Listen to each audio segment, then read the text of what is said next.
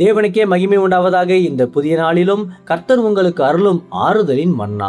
நீ எனக்கென்று பரிசுத்தமாய் வாழ அர்ப்பணி, அப்போது நானே உன் போராட்டங்களை முற்றிலுமாக மாற்றி உனக்கு ஜெயம் தருவேன். உபாகமம் 26:19. நீ உன் தேவனாகிய கர்த்தரான எனக்கு பரிசுத்த ஜனமாய் இருப்பாய். கிறிஸ்துவுக்கு பிரியமானவர்களே, உங்கள் அன்றாட வாழ்க்கையில் வரும் நெருக்கடிகளும் போராட்டங்களும் உங்களை ஏன் அடிக்கடி தோற்கடிக்கின்றன என்று எப்போதாவது நீங்கள் சிந்தித்தது உண்டா?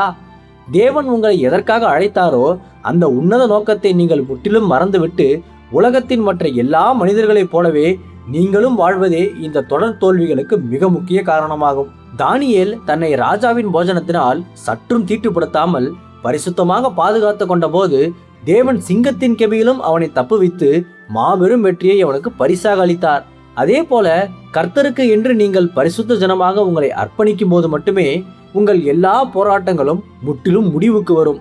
ஆகவே உங்கள் உலக பிரகாரமான சிந்தனைகளை ஒழித்துவிட்டு தேவனுக்கு முன்பாக பரிசுத்தமாய் வாழுங்கள். அப்போது எந்த பிரச்சனையானாலும் உங்களை தோற்கடிக்கவே முடியாது என்பதை நீங்கள் நிச்சயமாகவே உங்கள் சொந்த வாழ்வில் கண்கூடாக காண முடியும். கர்த்தர் இந்த வார்த்தைகள் மூலமாக இன்று உங்களை ஆறுதல் படுத்தி ஆசீர்வதிப்பாராக. ஆமேன். அல்லேலூயா. ஜெபிப்போம்.